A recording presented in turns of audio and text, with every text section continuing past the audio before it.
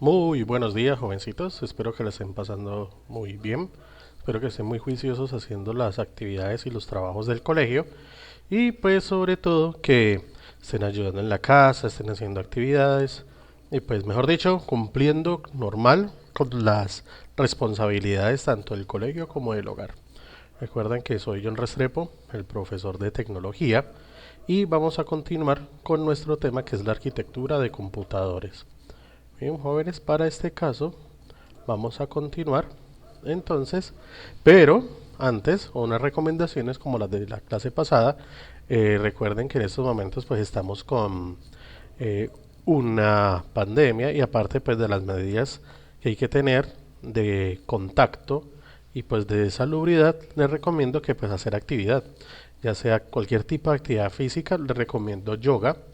El yoga no es para hacer, digamos, como tal ejercicios ni quemar grasa, sino es más bien unas técnicas para relajar, estirar el cuerpo, estirar los músculos, para que no se queden aplicando la técnica del sedentarismo. Algunas cosas son muy complejitas de hacer en yoga, pero a medida que ustedes las van haciendo, digamos que van soltando. Si tienen maquinaria en casa, pues úsenla, no la vean ahí de adorno ni la dejen llenar de polvo. Y pues mientras estemos estudiando, muchachos, les recomiendo hacer las famosas pausas activas, que es más o menos unos 5 minuticos hacer estiramiento.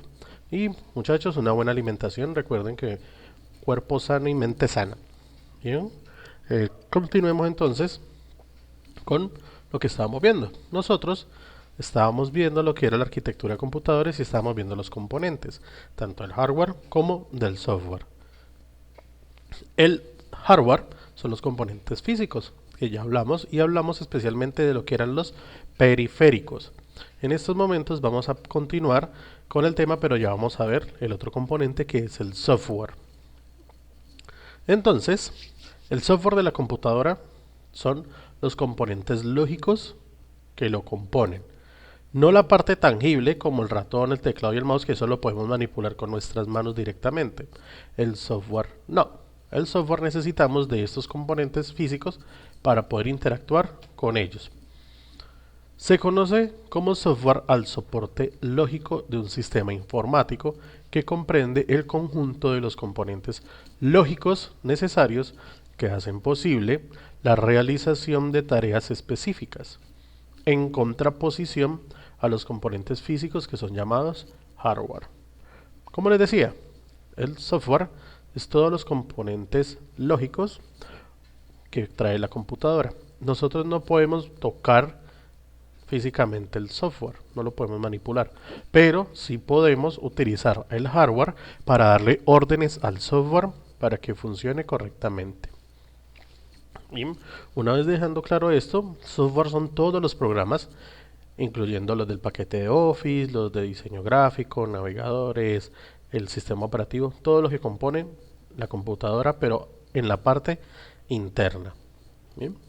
Entonces, cuando hablamos de software, hablamos de una clasificación. Entre esa clasificación de software nos vamos a encontrar tres tipos técnicamente. El primero es el software de sistemas. Su objetivo es desvincular adecuadamente al usuario y al programador de los detalles del sistema informático, en particular que se use aislándolo especialmente del procesamiento referido a las características internas de, ya sea la memoria, el disco duro, los puertos y los dispositivos de comunicaciones, también las impresoras, las pantallas, teclados.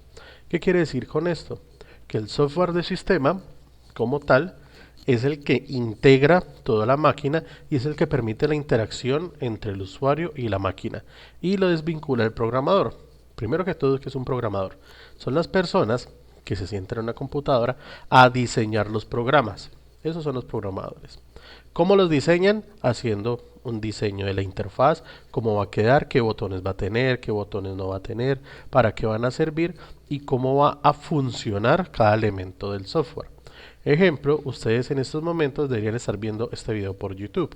Ese diseño donde el cual tenga la pantalla en un lado, la visualización, al lado derecho las miniaturas, abajo los comentarios, eso es un diseño que se ha ensayado por mucho tiempo y por muchas personas y se han dado cuenta que funciona. Debido a que pues, las personas lo manipulan muy fácilmente, no importa la edad que tenga. Bien. En este caso, el software de sistema principal que tenemos es el sistema operativo, que es el programa o software básico de un computador. Una computadora no es capaz de funcionar sin sistema operativo, que quede claro eso. Si el sistema operativo falla, la computadora falla.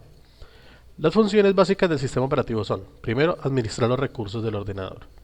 Cuando hablamos de los recursos del ordenador, hablamos de todos los componentes internos, lo que es la memoria, lo que es el procesador, lo que es el espacio en disco duro. También coordinar el hardware y organizar los archivos y directorios de su sistema. Como ya les dije, el sistema operativo administra lo que es el teclado, el ratón, sus componentes internos y él es que se da cuenta que es como el director de una orquesta. Él es el que recibe, digamos, las señales, le dice hacia dónde va, quién tiene que abrir qué cosa. Entonces, por ejemplo, cada vez que ustedes le dan doble clic a un archivo de música o de video, el sistema operativo es quien da la orden al disco duro, dónde tiene que ir, qué tiene que hacer, el procesador y hasta que él internamente da todas las órdenes hasta que ustedes pueden reproducir su música o su video. Tengan en cuenta que eso lo hace en cuestión de milisegundos, lo hace tan rápido que ustedes no se dan cuenta que él está haciendo eso. Recuerden, las computadoras no son inteligentes. Son muy rápidas, pero inteligentes no son. Nosotros somos los inteligentes que somos los que diseñamos las máquinas. Los sistemas operativos más usados están Windows, que es el que me imagino que todos están usando en este momento, o la gran mayoría. Windows es el que tenemos en los computadores del colegio, para los que lo recuerdan. Y como les digo, la mayoría de personas lo tienen en su casa, en sus computadoras. También tenemos el sistema operativo Mac, que es propio de la compañía Apple y pues todos sus equipos de cómputo y celulares vienen con ese sistema operativo, con el Mac. Diferencias con el Windows, muy pocas, pero la verdad son interfaces muy diferentes. Digamos que Windows siempre se ha caracterizado por un trabajo de que todo está a la derecha, mientras que los de Mac todo está a la izquierda cuando hablamos de trabajo. También tenemos otro sistema operativo que está a la derecha, que es Linux o Linux. Su icono es un pingüinito y es un sistema operativo gratuito, pero tiene una característica, es el sistema operativo más seguro del planeta. ¿Bien? Por eso todos los servidores y todas las compañías que requieren un nivel de seguridad muy alto utilizan Linux. Y por último tenemos otro de los más usados. Ojo chicos, estos cuatro que estamos viendo en pantalla que son Windows, lo que son Mac, lo que es Android y Linux, no son los únicos sistemas operativos que existen. Hay muchos más, pero les estoy mostrando son los cuatro más usados. Luego tenemos Android, que es el sistema operativo por excelencia de los dispositivos celulares. ¿Por qué por excelencia? Debido a que Android es desarrollado por Google y Google tiene muchos servicios trabajando en nuestros celulares. Tanto así que celulares de otras marcas también usan los servicios de Google y les pagan para poderlos usar. Pero pues obviamente eso no lo cuentan las compañías debido pues a que son secretos o son trabajos internos que las personas, digamos, no tienen necesidad de saberlo. Ejemplo, si no creen, traten de hacer una copia de seguridad de WhatsApp. WhatsApp es propio de Facebook. Pero cuando ustedes van a hacer una copia de seguridad, miren dónde lo hace. Lo hace en el Google Drive o en la nube de Google. Empezando por ahí. Google Maps, que es el de para ver la ubicación geográfica, también es parte de Google. Entonces recuerden, Android es el sistema operativo por excelencia de los celulares. Es propio de Google, el código interno de Android es de Google y pues los servicios de Google son muy usados. Ejemplo, si no miren videos en internet de cómo es el nuevo Huawei, el P40, que no trae los servicios de Google y verán lo que van a hablar de lo necesarios que son. Y pues porque no recomiendan comprar el P40, el nuevo del gama alta de Huawei, debido a que ya no trae los servicios de Google, debido a la prohibición que puso Estados Unidos ante la compañía china Huawei. Entonces, volviendo con nuestros sistemas operativos, tenemos estos 4. Hay muchos más, pero vamos a enfocarnos en estos. Bien. Vamos a ver con otro tipo de software de sistema que son las herramientas de diagnóstico, que son aplicaciones que permiten monitorear y en algunos casos controlar las funciones del hardware, como computadoras, servidores y los periféricos, según el tipo y sus funciones. Estos dispositivos pueden ser la memoria RAM, el procesador, los discos duros, los routers o enrutadores, las tarjetas de red y entre otros dispositivos.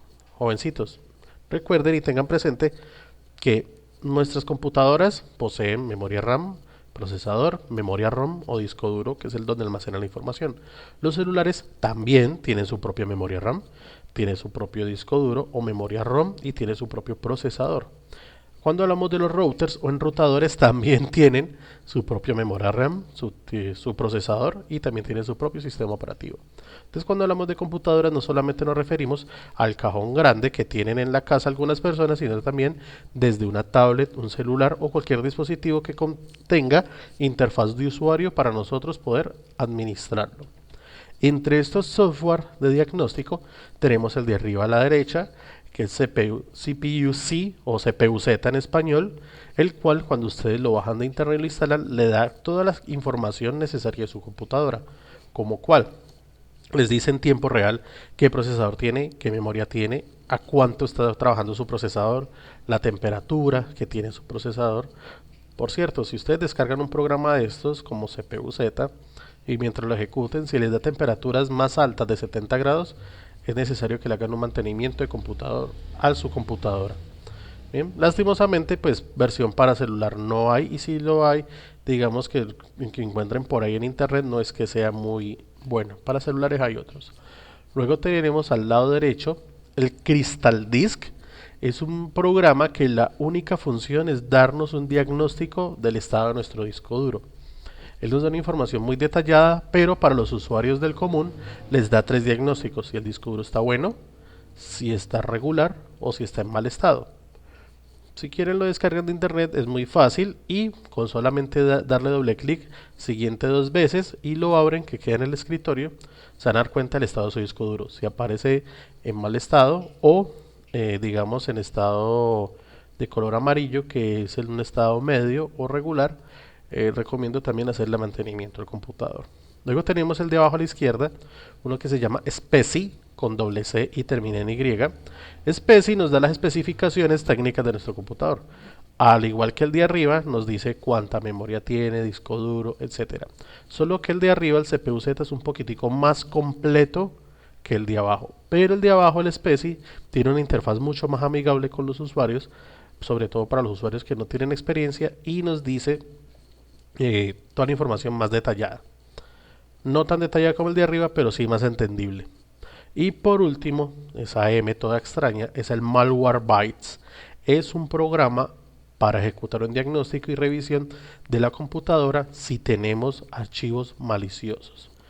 Recuerden que dentro de los archivos maliciosos están los virus, están los gusanos, están los spamware, que son los que nos llenan de publicidad y alguna publicidad, digamos, que no es apta para niños.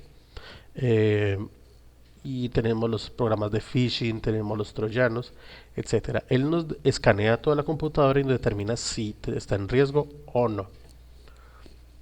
Luego tenemos las herramientas de corrección y optimización, que son las encargadas de modificar un software para que funcione con más eficiencia o con un menor uso de recursos, o sea que no consuma tanta memoria o tanta energía. Normalmente a los programas informáticos se les optimiza para que funcionen de manera mucho más rápida, que sean capaces de trabajar con un menor uso de memoria o que usen menos energía, como les comenté ahorita. Entre estos hay muchos, jovencitos, pero recomendación, no bajen cualquiera ni busquen herramientas de optimización en Google, ya que les van a aparecer una cantidad inmensa y muchos de ellos traen virus. ¿Por qué? Porque muchos jóvenes en internet tienen la falla o digamos la desinformación de que hay programas que les aumenta la memoria RAM, hay programas que les aumenta el procesador y eso técnicamente no es así. Cuando ustedes quieren aumentar la memoria o el procesador de su computadora, tienen que comprarla física. Les voy a poner un ejemplo. Voy a cogerla.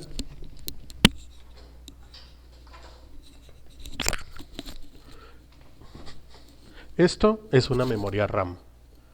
Si la pueden ver bien, está al revés. Eso es una memoria RAM. Esto es lo que tienen que comprar físico si quieren de que su computador vaya mucho más rápido.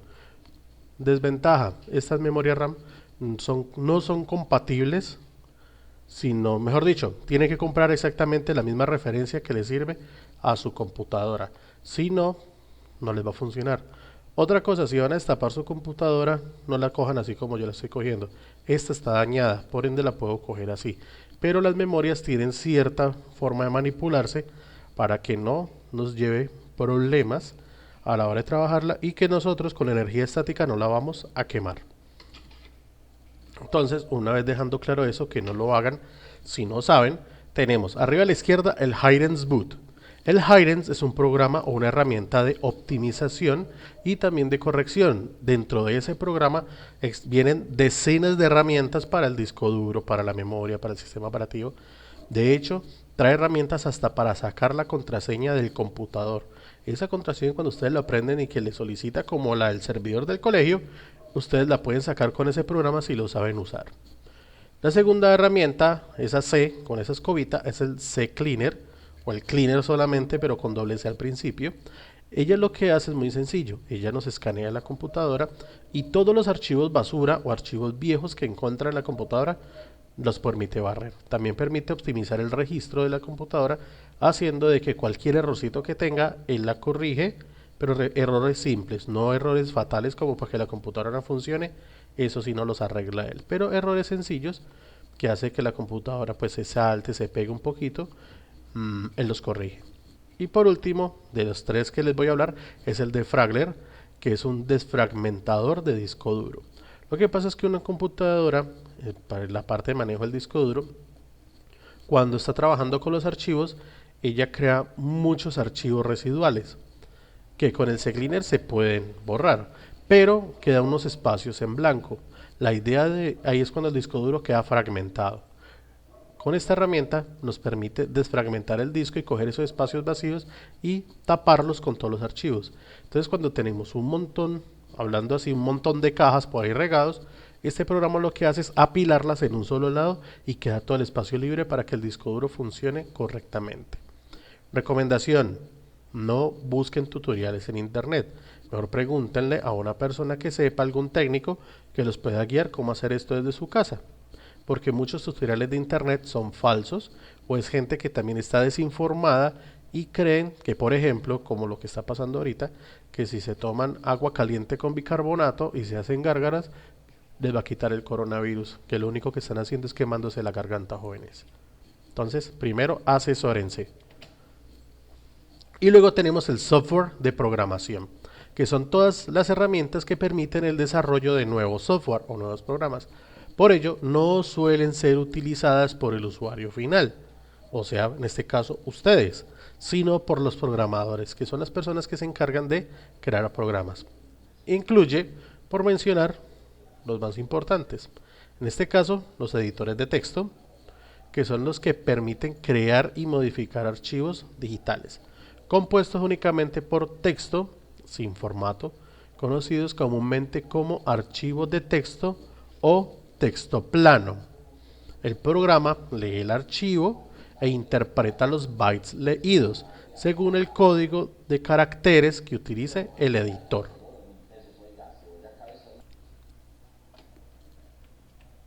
Entre estos editores de texto plano tenemos el primero, uno de los primeros de todos, que fue el MS2, actualmente no está en uso ya. Él cambió la forma de trabajarse y ahora es el modo consola del Windows. Lastimosamente ya está muy limitado porque ya hay otros mejores que él que permiten, digamos, facilitar la edición de texto mucho más, digamos, óptima. Tenemos el segundo, que es el famoso bloc de notas, el que tienen todas las computadoras del planeta, y es un editor de texto plano. Ustedes lo que escriban allí queda sin formato, no se le puede cambiar el color, no se le puede cambiar el tamaño, o sí, pero se le cambia a todo, no a cierta partecita como lo hacemos en Word. Estos editores de texto plano son sencillamente para escribir, tomar apuntes, o en este caso los programadores, como nosotros ya lo hemos trabajado con algunos grados, se puede trabajar herramientas en HTML y desarrollarlas allí directamente. Luego tenemos abajo el camaleoncito, el Notepad++, o el Notepad++ en español, como muchos lo leerían, y es una versión mejorada del bloc de notas de arriba. De hecho, Notepad es bloc de notas, y lo que hacemos allí es podemos configurarlo para que nos diga qué lenguaje de programación vamos a usar, y él ya trae la codificación interna que la modifica por colores. Y luego tenemos esa S naranjita que es el Sublime, y ese Sublime Text es una herramienta mejor que las anteriores, tiene una interfaz muy llamativa para algunas personas, y vuelvo y les digo, todas estas son para editar texto plano para especialmente herramientas de programación. Luego tenemos los compiladores, que es un tipo de traductor que transforma un programa entero en un lenguaje de programación, también llamado código fuente. Usualmente el lenguaje objetivo es un código máquina, que significa que solamente la computadora la va a entender, aunque también puede ser traducido a un código intermedio llamado bytecode o a texto. Jovencitos, los compiladores lo que hacen es coger un código, un lenguaje especial, y lo transforma para que la computadora lo entienda. Ejemplo entre ellos, estos encuentran demasiados en internet, pero pues este ejemplo, estos 4 que les tomé, es el BlueJ, que es una herramienta para programar en Java. Con esto se hacen programas. El del lado derecho es el PyDev, que es un desarrollador, un compilador para un lenguaje de programación que se llama Python. Abajo el NetBeans, que es un IDE para programar. Ustedes pueden hacer muchas aplicaciones en diferentes lenguajes de programación allí.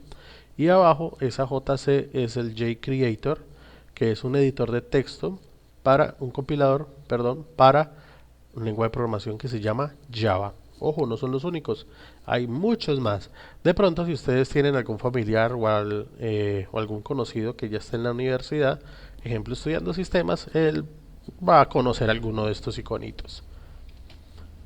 Y por último, hablando de los lenguajes de programación, tenemos los intérpretes, los software de programación. Tenemos los intérpretes. Es un programa informático capaz de analizar y ejecutar otros programas. Los intérpretes se diferencian de los compiladores o de los ensambladores en que mientras estos traducen un programa desde su descripción en un lenguaje de programación al código máquina, los intérpretes solamente realizan la traducción a medida que sea necesaria, típicamente instrucción por instrucción, y normalmente no guarda resultado dicha instrucción. ¿Qué significa? Que esto, en vez de coger y traducir todo un paquete de una, él coge lineecita por línea y la traduce para su entendimiento. Entre ellos, apenas les escogí estos 3, tenemos el intérprete PHP, que es el que permite coger un código y verlo en las páginas web. Luego tenemos el editor de Python, que también permite coger cada una de las líneas y traducir solo un programa. Y abajo es uno de los intérpretes más usados, por ejemplo, por estudiantes de sistemas, pues cuando están a nivel universitario, que es Dr. Scheme, o en este caso que le cambiaron el nombre, que se llama Racket, que también es un intérprete, pero pues la verdad, personalmente no es que me guste mucho trabajar en ese intérprete, porque cambia todo el modelo de programación cuando uno ya pasa a una universidad. Jovencitos, luego tenemos el software de aplicación, hablando pues de los 3. Entonces hemos hablado del software de sistema, software de programación, y ahorita tenemos el software de aplicación, que ya es el tercer elemento. Un software de aplicación es un programa diseñado para facilitar algunas tareas específicas para cualquier medio informático, ya sea en computadoras, tablets o celulares.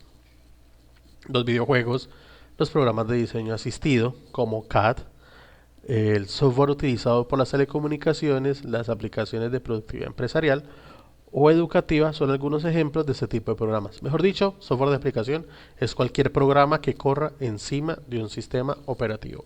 Todas las aplicaciones que ustedes bajan de la Play Store en su celular es software de aplicación. Todos los programas que ustedes instalan en su Windows es software de aplicación.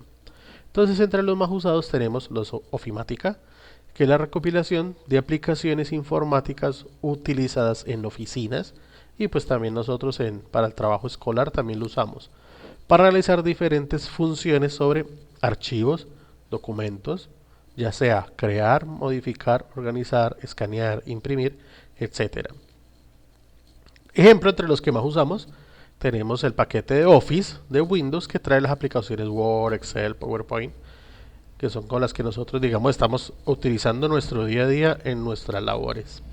También abajo les tengo otro ejemplo que es el Google Drive o las herramientas de Google, que son las que permiten trabajar lo mismo ahí arriba, pero sin instalarla en el computador, sino por internet, en la nube. O sea que necesitamos utilizar aplicaciones como Google Chrome para poder acceder a todos estos programas. Luego tenemos el software educativo, es otro ejemplo, que es una herramienta o programa informático que ayuda a integrar las diferentes áreas de gestión dentro de un centro educativo, ya sea el área de facturación, la financiera, la contable, administrativa, la organización y atención al cliente, la de comunicación, mejor dicho, todo lo que tenga que administrar la parte educativa, incluido el sistema de calificaciones. Entre ellos tenemos varios ejemplos de software educativo. Ejemplo, el primero, la plataforma en la cual accedemos a hacer nuestros trabajos y nuestras tareas es un ejemplo de software educativo, ya que ahí los profesores dejan las actividades, dejan la explicación como este video. Tenemos las tareas también, tenemos interfaces para chatear con ellos, enviarles mensaje, mejor dicho, una comunicación directa entre un docente y un estudiante. Bien, tenemos otra plataforma educativa que es YouTube. YouTube es una herramienta multipropósito. Ustedes la pueden utilizar, vuelvo y les digo, con el propósito que ustedes quieran, ya sea por entretenimiento, ocio o en este caso educativo para ver las clases mientras pasa este elemento de pandemia. Esta pandemia que estamos sufriendo en estos momentos. Y abajo les tengo otro ejemplito que es Scratch. Scratch es una aplicación la cual permite dar clases y ustedes aprender programación. De hecho, lo que nosotros hacemos en Scratch es programar, solo que es una interfaz muy amigable para ustedes los estudiantes. Y jovencitos, tenemos el software de telecomunicaciones, que es cualquier tipo de programa que ayude en el proceso de las comunicaciones, en este caso electrónicas, en especial las que implican la transmisión de audio o video de alguna manera. Entonces les tengo varios ejemplos. La primerita, esa camarita, la verdad no conseguí el iconito así chévere, pero pues vamos a hacer que este es Zoom, que es la plataforma por la cual estamos haciendo las llamadas. Luego tenemos el Meeting, que es esa camarita en medio de la comita verde. Meeting es como un Zoom, pero Meeting, digamos, es propio de Google, es de pago, no es gratis como Zoom, pero la ventaja es que Meeting permite hasta 250 personas conectadas simultáneamente y digamos que tiene ciertas limitaciones. Por ejemplo, uno como profesor puede limitar a los estudiantes a que hagan o no hagan varias cosas. Luego tenemos el Hangouts, que es propio de Google. Los que tienen Android van a encontrar ese iconito y es para hacer videollamadas de una persona a otra. Tenemos el famosísimo WhatsApp, que más de uno lo usa en su día a día, y el Messenger. Todos estos son programas de telecomunicaciones que lo primordial es poderse comunicar con otra persona, ya sea de forma escrita, auditiva o en este caso visual, como se haría en una videollamada. Jóvenes, no siendo más, los dejo. Cualquier duda o aclaración que necesiten, recuerden que pueden ir a los canales oficiales del colegio, ya sea por la plataforma, dejar un mensaje privado, pueden comunicarse por los grupos de WhatsApp, que con mucho gusto se les atenderá. Lo único que les pido, no les voy a dejar tarea hoy tampoco, la próxima clase sí empezamos con las tareas y como tal necesito que copien esto pues, en el cuaderno y que si tienen cualquier duda la hagan conocer. Chicos, allá en el colegio hay varios cuadernos, si alguno de ustedes lo necesita puede ir o puede enviar a alguien por él. ¿Listo? No siendo más, cuídense mucho, recuerden tener las medidas de precaución necesarias, la que les comenté, y sobre todo recuerden hacer actividad física. Ahorita pues se permitió la salida de personas a hacer deporte, pero solamente adultos y en ciertos horarios. O sea que ustedes jovencitos espero no verlos en la calle. Se cuidan mucho, nos vemos muy pronto. Adiós.